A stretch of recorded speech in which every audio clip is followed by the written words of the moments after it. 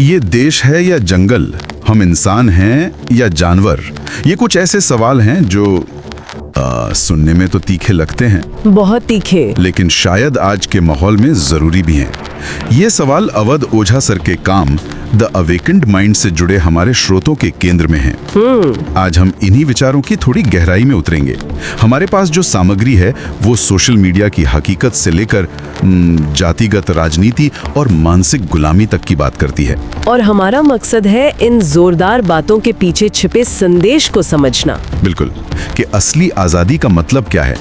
तो चलिए इस चर्चा को शुरू करते हैं। स्रोत में एक बड़ा ही दिलचस्प, बल्कि कहूँ तो मजेदार उदाहरण दिया गया है। वो शराब पी के नाले में पड़े होने वाला? हाँ, कुछ लोग शराब पीकर नाले में पड़े हैं और सोशल मीडिया पर कोई पोस्ट डालता है तो कमेंट में गालियां नेहरू जी को दी जा रही हैं। ये सुनने में अजीब लगता है, लेकिन ये उदाहरण अपने आप में बहुत कुछ कहता है।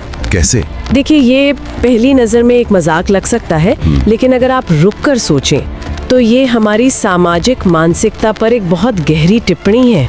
ये सिर्फ किसी एक नेता पर गुस्सा नहीं है, ये एक प्रवृत्ति की ओर इशारा करता है।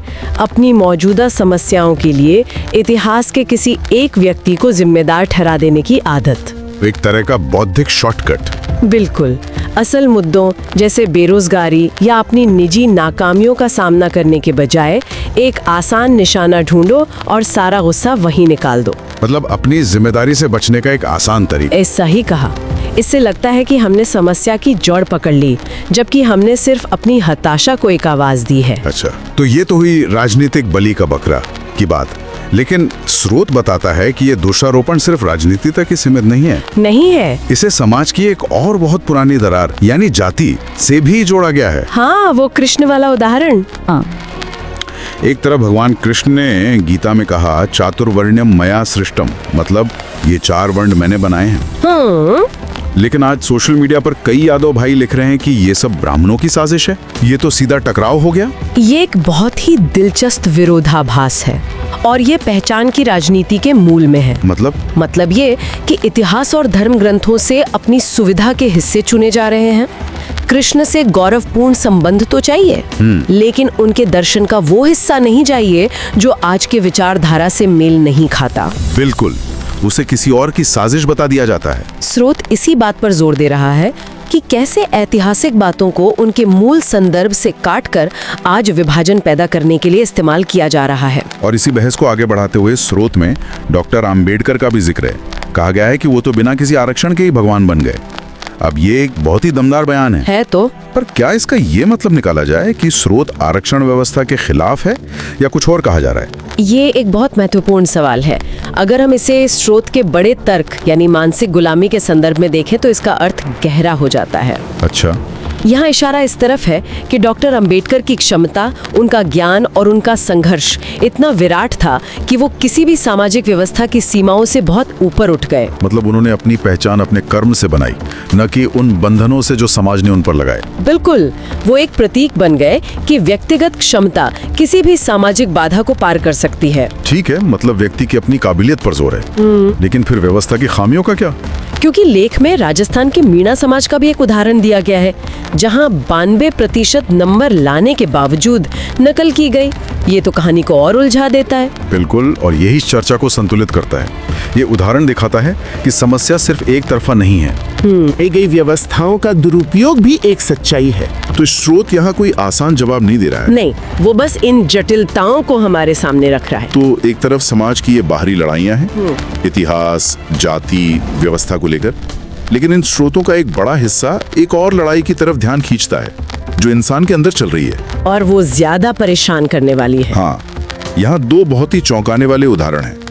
एक, कर्नाटक में 9,000 करोड़ का मालिक सिर्फ इसलिए आत्महत्या कर लेता है क्योंकि उस पर आईटी की रेट बढ़ी। और दूसरा, जबलपुर में एक व्यक्ति सोशल मीडिया पर मिली गालियों की वजह से जान दे देता है। ये दोनों घटनाएं हमें सीधे उस अवधारणा पर ले आती हैं जिसे स्रोत मानसिक गुलामी कहता है ना? हाँ, बिल्कुल। पर ये बात मुझे थोड़ी हैरान करती है। 9,000 करोड़, इतने पैसे के साथ तो इंसान को किसी भी चीज से डर नहीं लगना चाहिए। फिर एक आईटी रेट से ऐसी क्या दहशत हो गई? यही तो मानसिक गुलामी का फंदा है।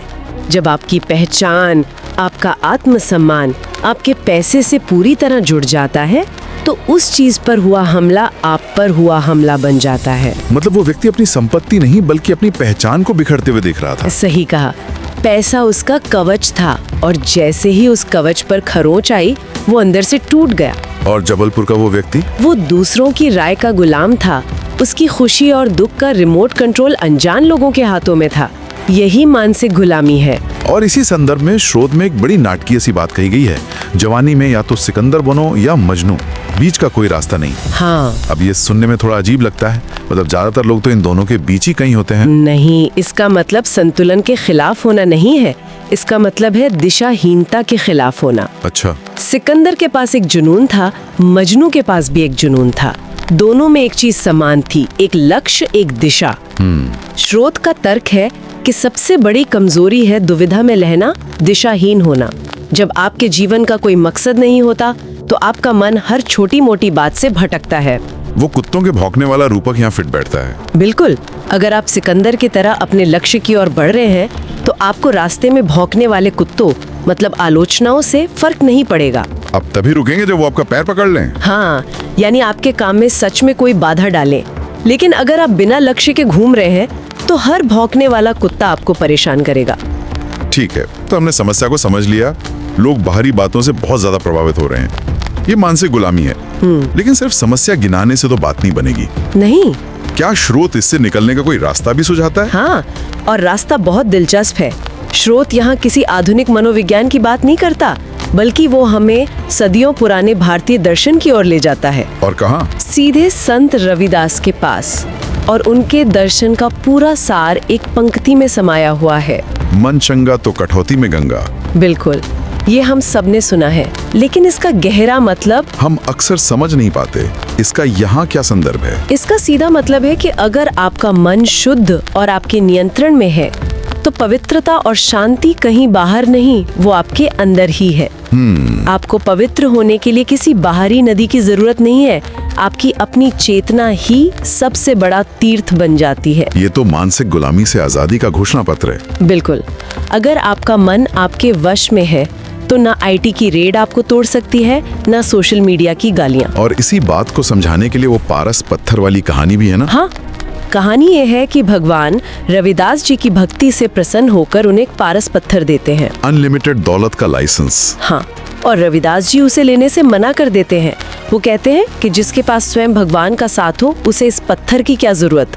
वाह, मतलब आज की भाषा में कहें तो किसी ने आपको असीमित दौलत का फॉर्मूला दिया और आपने उसे ये कहकर मना कर दिया कि नहीं शुक्रिया, मेरे पास आंतरिक शांति है। ये आज के उपभोक्तावादी समाज में कल्पना करना भी मुश्किल है। ये भौतिक चीजों पर आंतरिक संतोष की विजय है। लेकिन रविदास जी की बातें सिर्फ व्यक्तिगत मोक्ष या मन की शांति तक ही सीमित नहीं थी। नहीं, वो एक सामाजिक क्रांति की भी बात कर रहे थे। उनकी दो पंक्तियां हैं जो आज भी सोचने पर मजबूर करती हैं। पहली, जो कोई होए पराधीन सो कैसे होए प्रभु भक्त। ये एक बहुत ही क्रांतिकारी विचार है। मतलब जो गुलाम है वो भक्त नहीं हो सकता। हाँ, यहाँ पराधीन होने का मतलब सिर्फ राजनीतिक गुलामी नहीं है।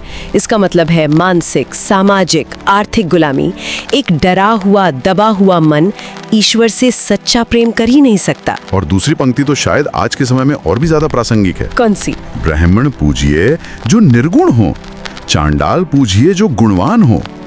मतलब व्यक्ति की पूजा उसके कर्म और गुण से करो, जन्म से नहीं।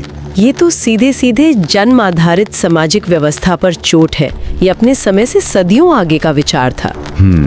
वो कह रहे हैं कि अगर कोई व्यक्ति गुणवान है, ज्ञानी है, तो समाज उसे चाहे जितना भी नीचा समझता हो वो पूजनीय है। और इसी बात को पुख्ता करने के लिए रामकृष्ण परमहंस और उनके शिष्य रासिक का उदाहरण दिया गया है। बिल्कुल। जब आप लोगों को उनके जन्म के बजाय उनके गुणों से देखना शुरू करते हैं तो आप समाज के बनाए हुए कई बंधनों की गुलामी से खुद ही आजाद हो जाते हैं। तो इन सारी बातों को अगर हम एक साथ रखकर आज के भारत के संदर्भ में देखें तो एक तस्वीर बनती है। एक तरफ लोग अपने अधिकारों के लिए आवाज उठा रहे हैं, जो कि गुलामी से बाहर आने का एक अच्छा संकेत है। लेकिन दूसरी तरफ, जैसा कि स्रोत चेतावनी देता है, इस प्रक्रिया में देश में बंटवारे का खतरा भी बढ़ रहा है। अब आगे का रास्ता क्या है? आगे का रास्ता जिम्मेदारी में है, और यहीं पर स्रोत का अंतिम उदाहरण सबसे महत्वपूर्ण हो जाता है। अशोक वाला। हाँ, एक दलित नेता कहते हैं, हम अशोक के वंशज हैं। स्रोत इस दावे का स्वागत करता है, ये बहुत सकारात्मक बात है। लेकिन इसके साथ एक शर्त भी रखी गई है। अगर अशोक के वंशज हो तो अशोक जैसा व्यवहार भी दिखाओ।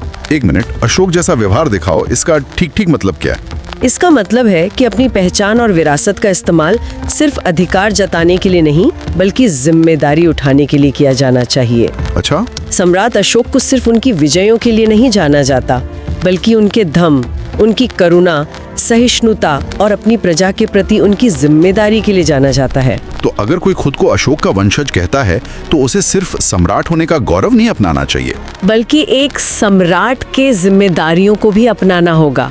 करुणा का भाव, सभी को साथ लेके चलने की भावना, महान विरासत का दावा करने के साथ साथ महान आदर्शों को जीने की चुनौती भी आती है। तो हमने सोशल मीडिया के शोर शराबे से लेकर संत रविदास के शांत और गहरे ज्ञान तक का एक सफर तय किया। शुरुआत में जो सवाल था, ये देश है या जंगल, शायद इसका जवाब इसी बात में छिपा है कि हम अपनी विरासत को एक दूसरे के खिलाफ हथियार के तौर पर इस्तेमाल करते हैं या फिर एक साझा जिम्मेदारी के तौर पर अपनाते हैं। बिल्कुल, ये स्रोत मानसिक गुलामी की परतों को खोलता है और मन को आजाद करने का एक दर्शन सामने रखता है। पर इस पूरी चर्चा के बाद एक विचार यहाँ सोचने के लिए छोड़ा जा सकता है। क्या ये संभव है कि जिन साधनों का उपयोग हम आज स्वतंत्र महसूस करने और अपनी आवाज उठाने के लिए करते हैं, जैसे कि सोशल मीडिया, वही अनजाने में हमारे मन पर सबसे नई और शायद सबसे सूक्ष्म जंजीरें डाल रहे हों? मतलब हम दूसरों की राय से आजाद होने की बात तो करते हैं, लेकिन क्या हम अनजाने में लाइक्स, कमेंट्स और ऑनलाइन दुनिया से मिलने वाली पहचान के नए गुलाम नहीं बनते जा रहे हैं?